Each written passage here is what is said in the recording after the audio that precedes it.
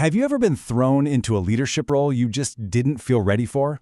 I mean, one day you're part of the team, and literally the next, you're supposed to be leading it? It's a surprisingly common story, that journey from being an accidental manager to becoming a truly intentional leader. We're about to unpack how a moment of crisis can actually help you forge a powerful personal leadership philosophy. You know that feeling? It's late, the office is quiet, and that one thought just keeps echoing in your head. It's this moment of really deep doubt that so many new leaders face. And that's exactly where our story kicks off today, at a point that feels like a total dead end, but is actually the beginning of a whole new identity. So here's the scene. Someone leaves, and boom, you're suddenly the acting business director. And right away, things get complicated.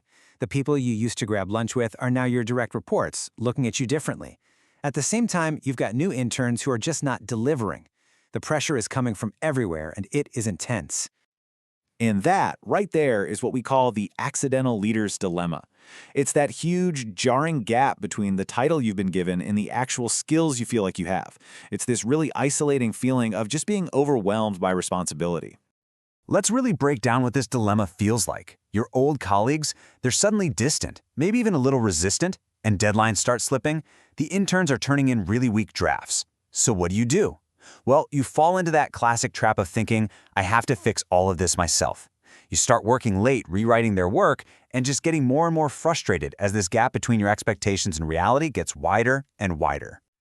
So out of all that frustration comes this one massive question. It's not just about surviving, it's about a real need to figure out what leadership actually is. How do you do it? This question becomes the spark, the thing that launches this deep dive into what it really means to lead. And that brings us to the next chapter, cracking the leadership code. To find the answer, our accidental leader had to go back to school, in a way, and explore decades of research on leadership. Okay, what's so cool about this is seeing how our whole idea of leadership has changed over time. First, people thought leaders were just born that way. That's the trait approach. Then, we realized, wait a minute, leadership is actually a set of skills you can learn. And then things got even smarter, with the idea that the best way to lead totally depends on the situation you're in. For someone feeling like an accidental leader, this is a total game changer. It means leadership isn't some destiny you were born with. It's a skill you can build. So first up is this idea of situational leadership. The big takeaway here, there's no one-size-fits-all approach. For those struggling interns, our new leader needed to be way more direct, giving clear instructions. But for the experienced folks, the former peers, a coaching or even a delegating style was a much better fit. The job of the leader is to figure out what people need and adapt. And this connects perfectly to the next piece of the puzzle, leader-member exchange theory. Basically, leadership isn't just about managing tasks. It is deeply, deeply relational. It's all about building individual bridges of trust, one person at a time, to turn people in the out group, the ones who might be skeptical, into the in group who become your true partners. Fast forward to today. In our world of diverse teams, remote work, and, let's be honest, high stress levels, two skills have become the absolute backbone of leadership: emotional intelligence, or EQ, and cultural intelligence, CQ. EQ helps you manage your own emotions and understand your teams. CQ helps you navigate different cultures and backgrounds. These aren't just nice-to-haves anymore. They're essential. Okay, so with all this new knowledge, our leader has a huge aha moment. They finally realized their job wasn't to carry every single burden alone. It was to build the bridges that would help everyone else get across and succeed. Just look at this shift. The old way was, I have to fix everything. It's that feeling of staying late to rewrite every single draft. The new way? Realizing your real job is to enable your team to close the gap themselves. You're not the hero who fixes everything. You're the leader who builds the bridge so they can. It's a move from being a micromanager to being a multiplier.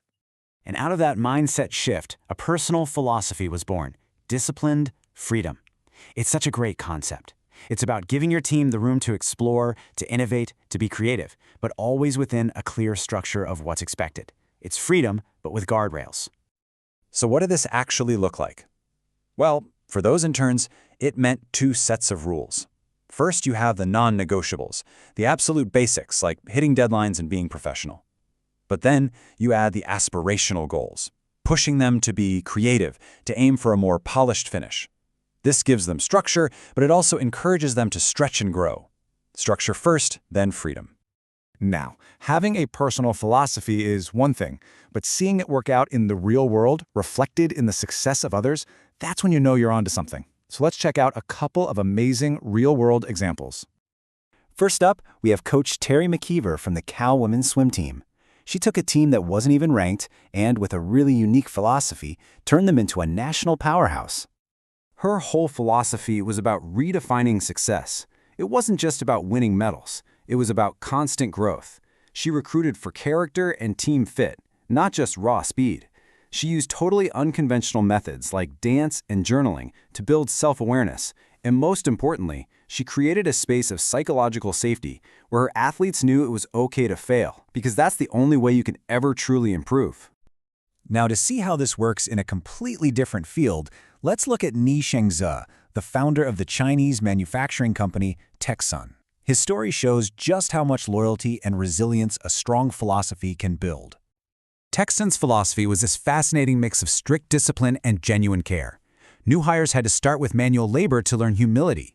Job rotations meant nobody ever got stagnant, but the real heart of it was a set of non-negotiable ethical rules called the 3 No's. This created a culture of incredible integrity, and the results were amazing. Super low turnover and a dominant market position. And all of this brings us right back to our original story. That huge shift from being an accidental manager to an intentional leader, well, it wasn't just a change in feeling. The new philosophy of disciplined freedom produced real, concrete, measurable results. Check this out. The before bar shows team deadline compliance was sitting at about 65%. But after just 1/4 of putting this new approach into practice, look at that after bar. Compliance shot up to 90%. That is the power of clarity and shared accountability right there. And what about the interns? By giving them that disciplined freedom framework, the amount of rework needed on their drafts dropped by a massive 30%.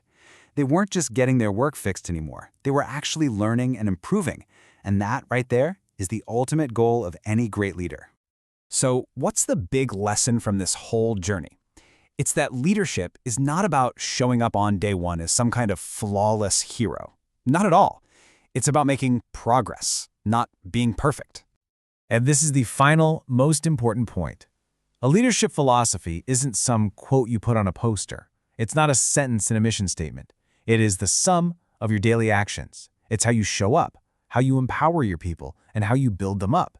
So the real question isn't just what do you believe? It's what are you, as a leader, actually building every single day.